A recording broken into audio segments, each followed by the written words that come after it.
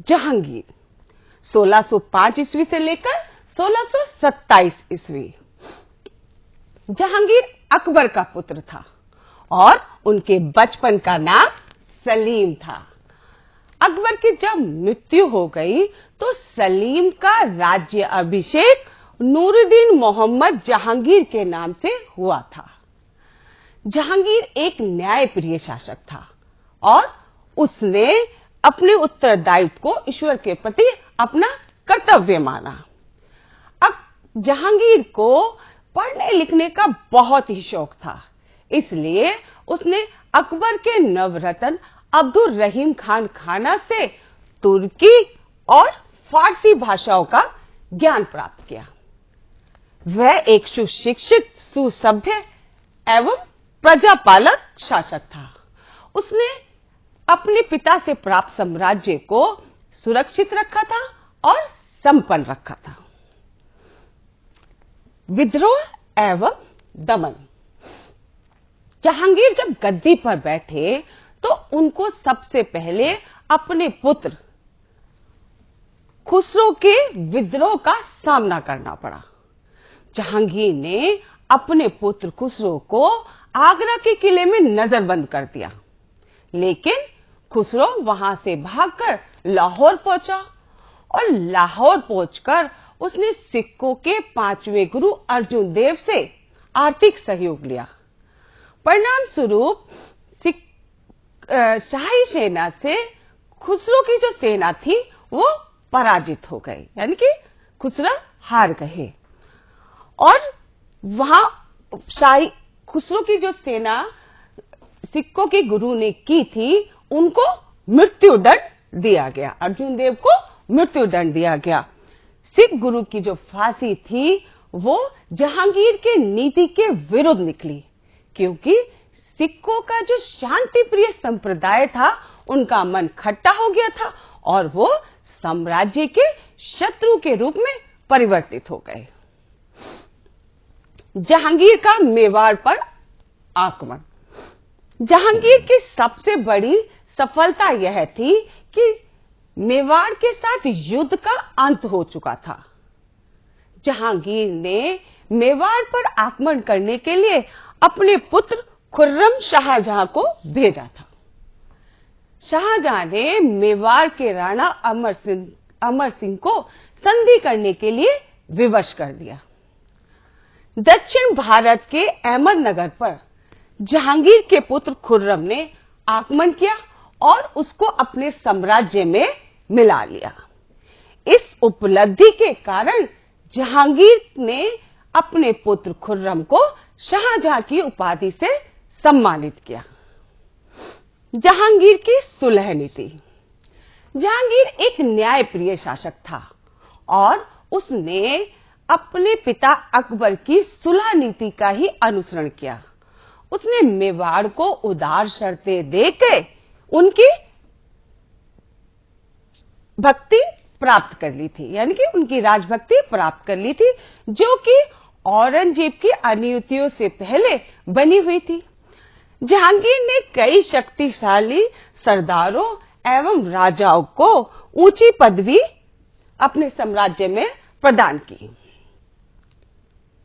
जहांगीर का व्यक्तित्व। जहांगीर ने सब लोगों के हृदय पर विजय प्राप्त करने का प्रयास किया, मतलब वो न्याय को तो प्रधानता देता था, साथ ही साथ उसने सभी के हृदय पर विजय प्राप्त करने का प्रयास किया।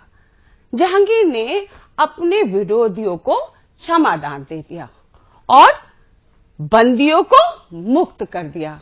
जहांगीर एक कुशल और आदर्श शासक के रूप में अपनी न्याय व्यवस्था को व्यवस्थित करना चाहता था और उसने न्याय को व्यवस्था को व्यवस्थित करने के लिए न्याय की प्रसिद्ध जंजीर लगाई, जिसे कोई भी बजाकर बादशाह से फरियाद कर सकता था।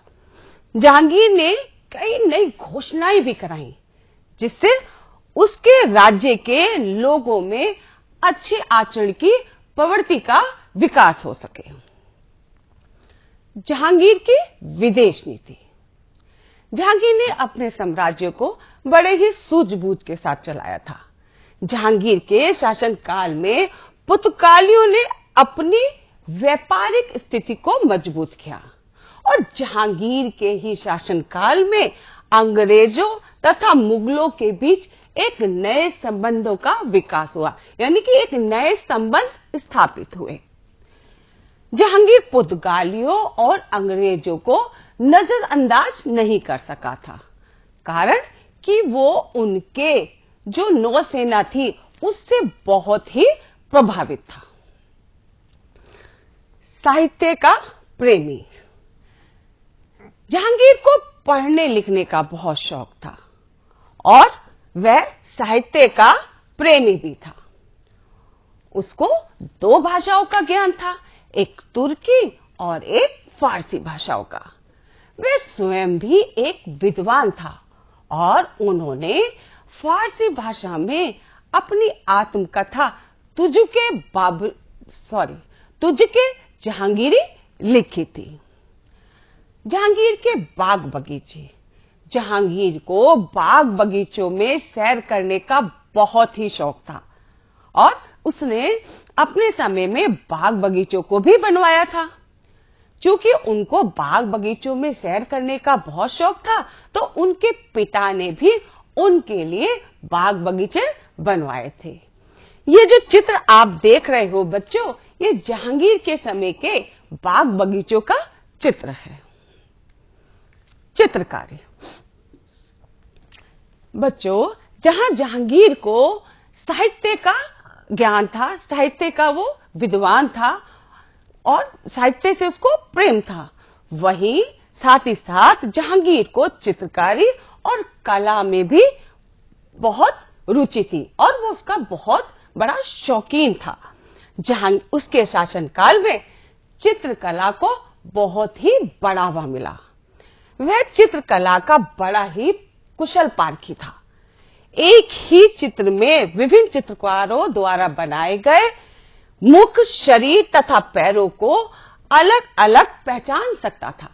मतलब कि जहांगीर चित्रकला का इतना बड़ा पारखी था कि एक चित्र को विभिन्न चित्रकारों द्वारा बनाए जाने पर वह बता सकता था कि किस चित्रकार ने मुख को बनाया है, किसने शरीर को बनाया है और किसने पैरों को बनाया है।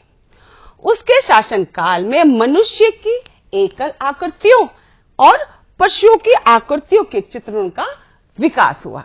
ये जो चित्र आप देख रहे हो बच्चों, ये जहांगीर के समय के चित्र हैं।